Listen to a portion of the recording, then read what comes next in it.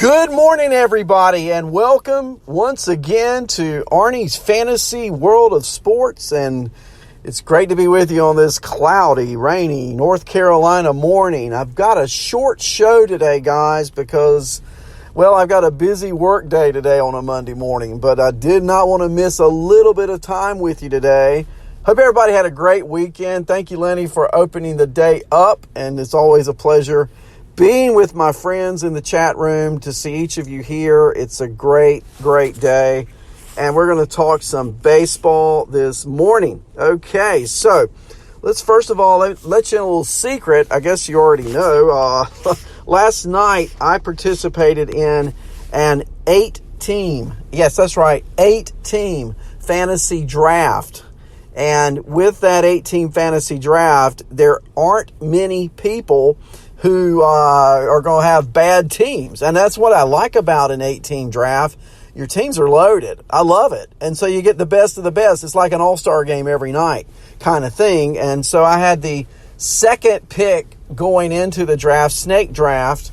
And I had read last week that, and I think I even talked about this, that Tampa Bay relief pitcher Nick Anderson is in line to get the bulk of the saves this year for Tampa Bay. And in my league, there are 10 categories, hitting, 10 category pitching. One of the categories is saves. And so I try to get a closer or a holds guy, because holds is a category as well. But I also try to do it late. And so last night, as I'm drafting my team, in the 24th round out of 30 rounds, I grabbed two closers. I grabbed Brad Hand from Cleveland, and I grabbed Nick Anderson from Tampa Bay. I grabbed them late. Now, my advice on drafting closers is draft them late. Don't draft closers early, because here's the thing. If Nick Anderson is the closer for Tampa Bay, how many saves is he going to get relative to Aroldis Chapman, who's drafted much, much higher? Probably about the same number of saves, actually. It won't vary very much. And I can get Anderson as a value pick at round 26 versus I get Aroldis Chapman not value at his average draft position. So I'm looking values in my drafts, and I'm also looking late at players who might succeed. So, my last two picks in the draft last night. You ready? One was a pitcher, one was a hitter. The pitcher was Michael Kopech. And here's my rationale with Kopech. First of all, we know he throws in the upper 90s to 100. We know he's coming off TJ surgery. We know from the spring he was getting a lot of reps and was revving up and is expected, this was before the delay, to begin the season throwing the baseball at AAA.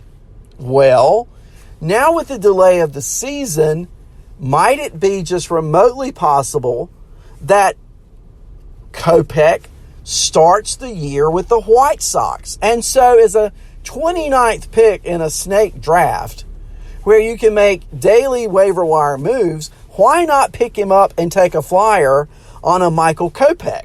I thought about taking Nate Pearson for Toronto, actually, but when I thought about who is more likely to start the year, probably a toss of the coin.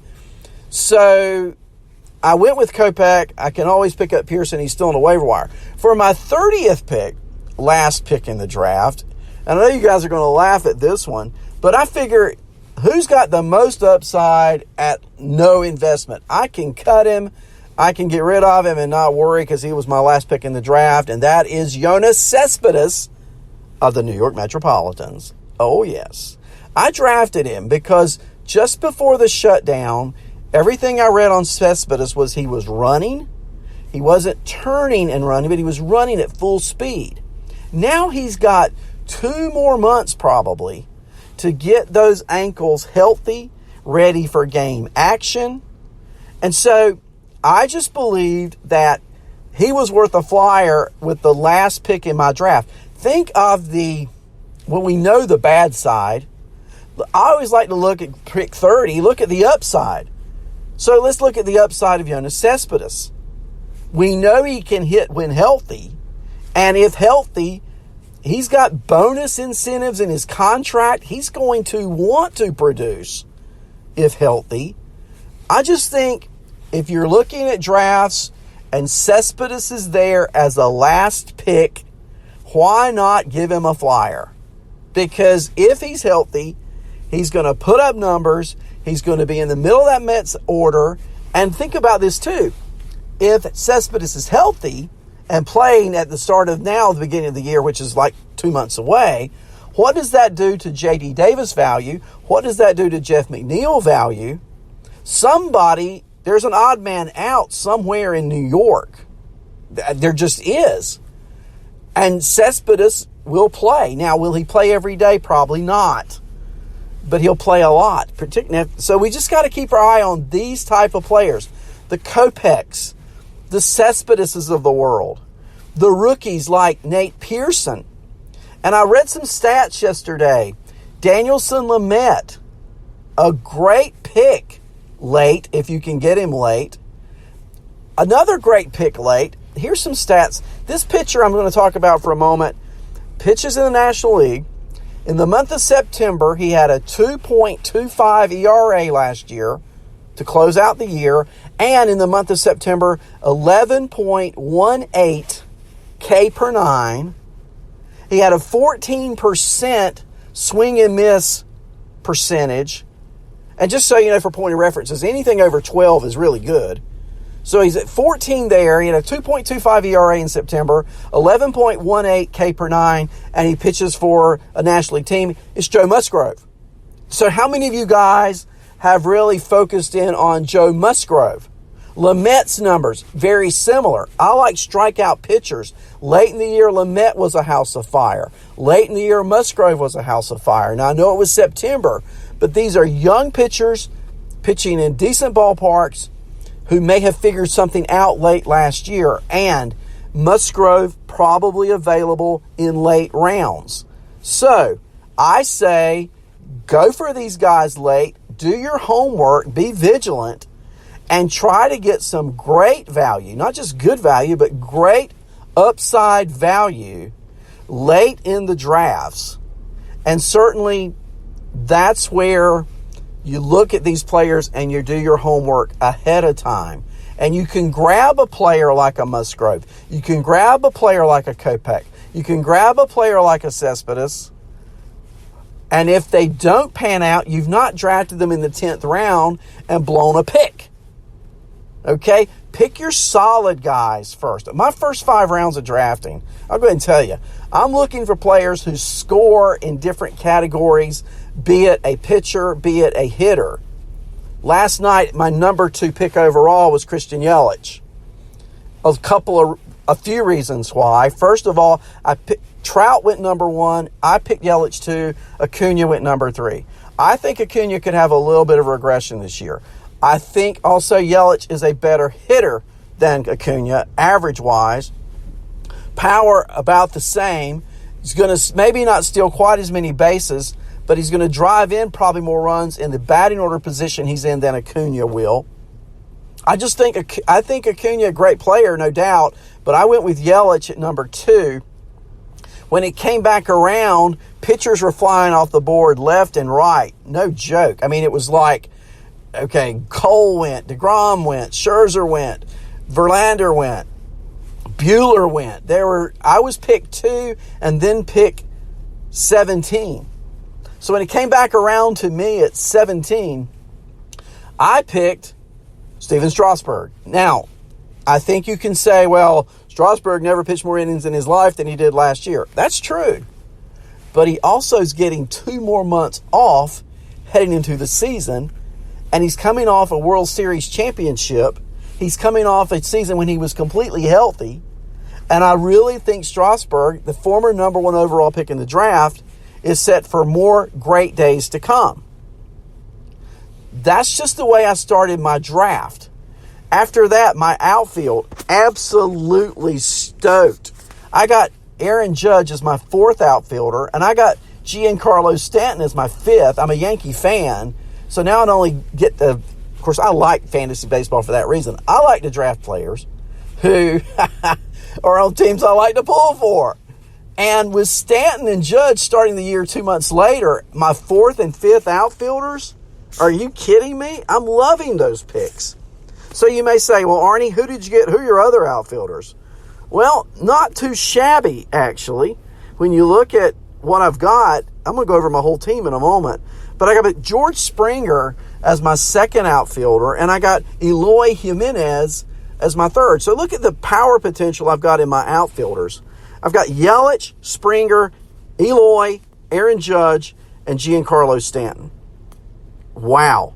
I've got Grandal as my catcher, Matt Olson at first base, Kevin Biggio, Mike Moustakas, Trey Turner, Bo Bichette, Miguel Sano. I've got the Gurriel brothers, Yuli and Lourdes. On my bench, I've got Andujar, Carlson, Braun, LaStella, Cespedes.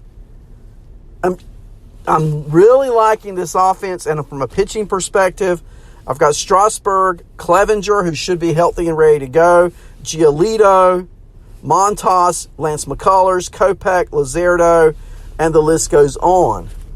So I'm really satisfied with the team. I didn't invest in a top, number one or number two pitcher, but I got Strasburg and Clevenger and Giolito at the top of my pitching staff. I told you about my bullpen already, which includes Hand and Anderson. I'm stoked. So I'm now finished with 3 drafts, and I'm interested in getting in another one because to me, drafting fantasy players keeps the discussion going. So if you're interested in getting a league together, let me know. Send me your email. I will construct a league. We'll draft sometime later today or tomorrow, and we'll see how it goes. Okay, guys? So it's just keep your eyes open. Listen into the news, on the reports. Check the newspapers. Let's keep a stoke eye on injured players who are available. I want to know how many of you guys like Kevin Biggio. I look at stolen bases as a category. I don't want to go way out. I did get Trey Turner. He's going to steal bags. Kevin Biggio is going to steal bags. Bo Bichette is going to steal bags. Yelich is going to steal. I like the team I've put together in terms of I've got various players who can steal bases. And here's a good one for you. Last year, in limited time, Ryan Braun stole 11 bases. Now, we think of Ryan Braun as a pretty good hitter, but an aging player. But this year, Milwaukee is talking about putting him at first base. Last year, Ryan Braun hit .285, 22 homers, 11 stolen bases. And if he's playing first base for the Brewers, I kind of like what I see there. I think he's going to still get probably some games in the outfield. But I picked him late. If he doesn't make it, I can always let him go. Picking players in the last 5 picks, and that's where Braun fell. He fell at number 27 for me. Doesn't have a lot of investment attached, and therefore it's a player that I can get rid of. Okay? So I'm just sharing you some strategy, some players that I picked up, looking at these late season numbers on pitchers who may have found something. Another pitcher who the second half was absolutely phenomenal was Yu Darvish for the Cubs. Have you looked at Yu Darvish's numbers over the second half? They were absolutely incredible. Darvish finished the year with a 3.98 ERA. Okay?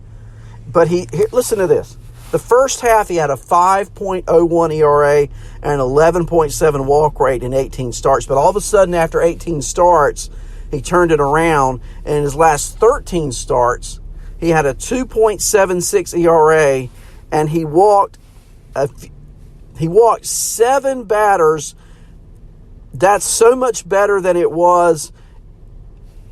I mean, amazing. He didn't walk batters.